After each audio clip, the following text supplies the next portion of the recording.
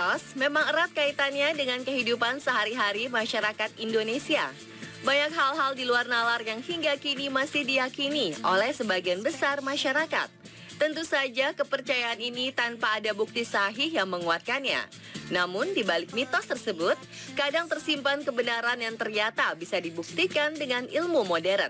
Salah satunya adalah mitos-mitos yang berkaitan dengan kehamilan. Apakah mitos tersebut benar? Ataukah hanya sekedar kepercayaan tanpa dasar? Inilah fakta dan mitos seputar kehamilan.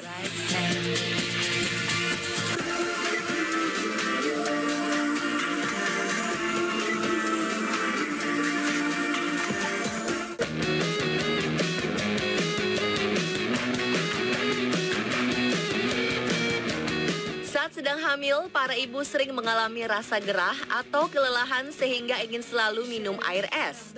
Tapi sebagian ibu hamil mengkhawatirkan dan menghindari minum air es karena dipercaya membuat bayi menjadi besar. Akibatnya bayi akan sulit dilahirkan. Hal ini pun telah dipercaya secara turun-temurun. Tapi benarkah demikian?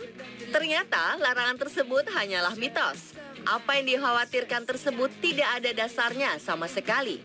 Minum air es tidak ada hubungannya dengan bayi akan menjadi besar dan sulit melahirkan. Minum air es diperbolehkan asal tidak terlalu sering, karena minum air es terlalu sering akan membuat tubuh lebih banyak membakar lemak atau kalori. Akibatnya ibu hamil akan mudah lelah. Besar atau kecilnya ukuran bayi sama sekali tidak ada hubungannya dengan kebiasaan minum air es.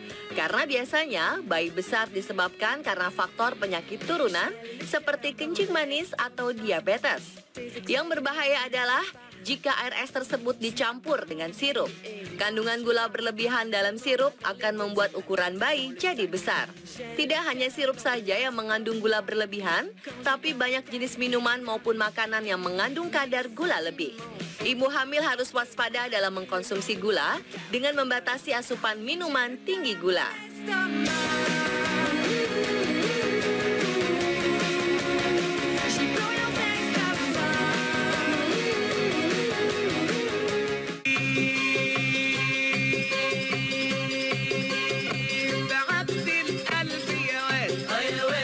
Tak kalah sedang mengandung, biasanya orang-orang di sekitar kita akan memperhatikan bentuk perut ibu hamil. Konon, jika perut tampak bundar sempurna dan membesar ke atas, artinya sedang mengandung bayi perempuan. Tapi jika perut membesar ke bawah, maka janin dalam kandungan adalah bayi laki-laki. Kepercayaan ini ternyata berdasarkan kepercayaan kuno masyarakat Inggris yang menyatakan kalau laki-laki harus mandiri. Itu sebabnya posisi kandungan lebih condong ke bawah. Sementara perempuan butuh perlindungan, jadi posisi kandungan terangkat ke atas agar lebih mudah dilindungi. Benarkah kepercayaan ini? Sayangnya hingga kini belum ada satupun penelitian yang benar-benar membuktikan bahwa fisik calon ibu bisa digunakan sebagai alat untuk memprediksi jenis kelamin bayi. Bahkan meski menggunakan bantuan USG yang dilakukan secara berkala, hasilnya belum tentu 100% akurat.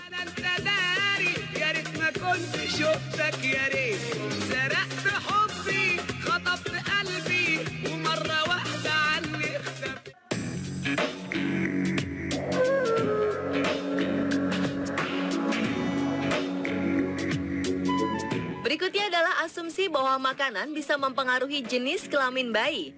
Wanita yang mengkonsumsi makanan tinggi kalsium, magnesium, potasium, atau vitamin tertentu dianggap lebih berpeluang untuk memiliki anak perempuan.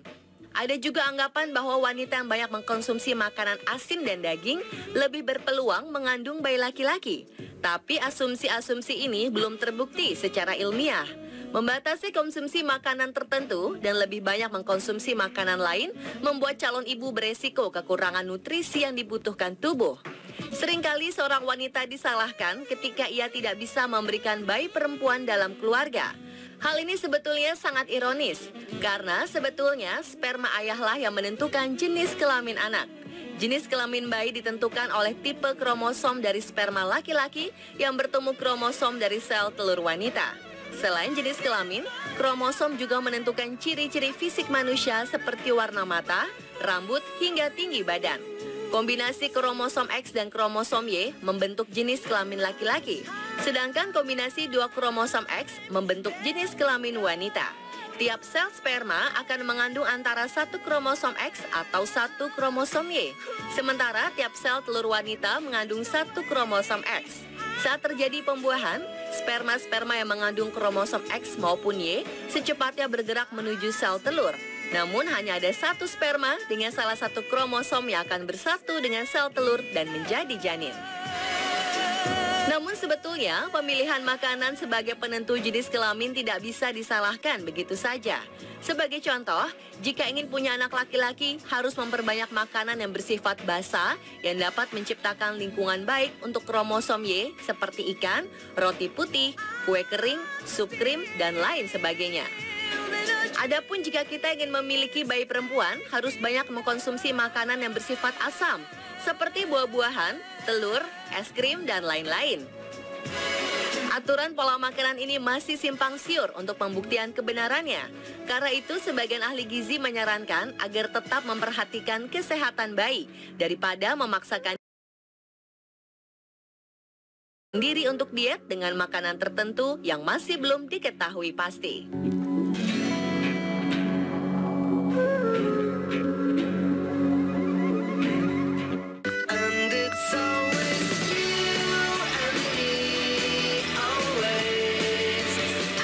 Sedikit ibu hamil percaya bahwa banyak minum air kelapa bisa membuat bayi yang dikandungnya lahir dengan kulit bersih.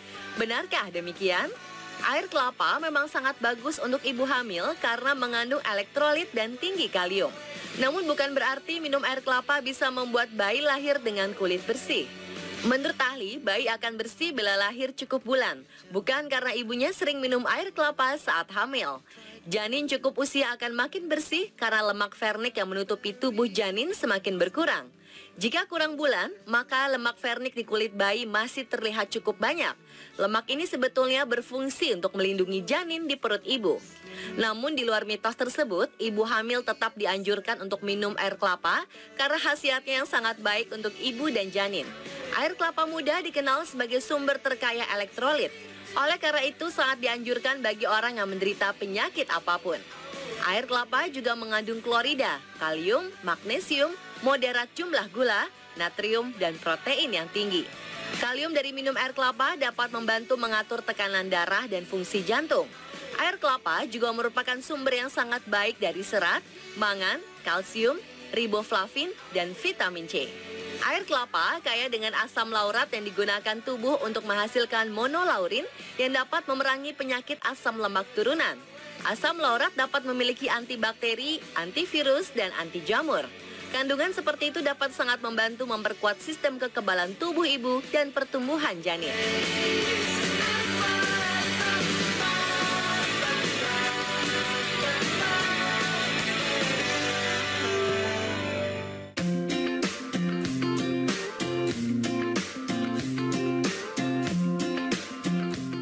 Durian dan nanas dikenal sebagai dua buah makanan yang pantang dikonsumsi oleh ibu hamil. Nanas diyakini bisa memicu keguguran, sedangkan durian dipercaya bisa membuat janin kepanasan. Faktanya, hingga kini belum ada penelitian ilmiah mengenai efek konsumsi durian pada ibu hamil. Namun, buah durian banyak mengandung gas, glukosa, dan alkohol, di mana kandungan tersebut dapat membuat calon ibu merasa kembung dan memicu kontraksi terutama di kehamilan trimester ketiga. Anggapan durian membuat janin kepanasan juga tidaklah benar. Ibu hamil juga tidak dilarang makan durian, asal tentu saja makan secukupnya. Durian yang terlalu matang atau fermentasi memang mengandung alkohol. Tapi jika dimakan tidak berlebihan, kandungan alkoholnya tidak berbahaya bagi janin. Sama halnya dengan nanas. Secara ilmiah, belum ada penelitian yang sanggup membuktikan bahwa penyebab keguguran disebabkan oleh konsumsi buah nanas.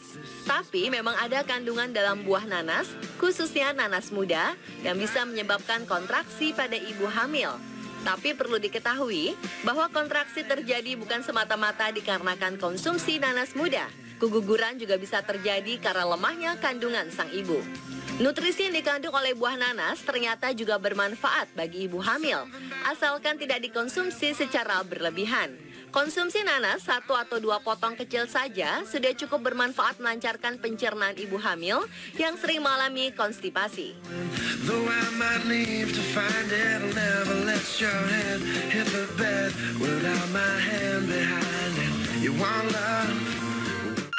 When we first met, it wasn't what you said, and still I love you like mad. I love you. Sebagian ibu hamil mendapat larangan untuk mengkonsumsi makanan pedas karena konon makanan pedas bisa membuat jabang bayi botak atau kelak memiliki rambut tipis. Makanan pedas juga tidak akan menyebabkan bayi memiliki rambut tipis. Lebat atau tipisnya rambut tentu saja tergantung dengan gen yang dimiliki oleh ayah dan ibunya. Hanya saja makanan pedas bisa menyebabkan masalah pencernaan sehingga membuat ibu hamil sering bolak-balik ke kamar mandi.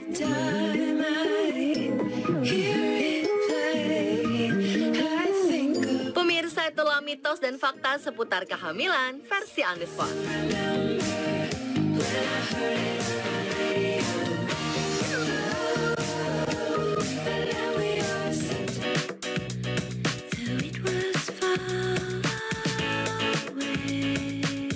Kita nih vokalis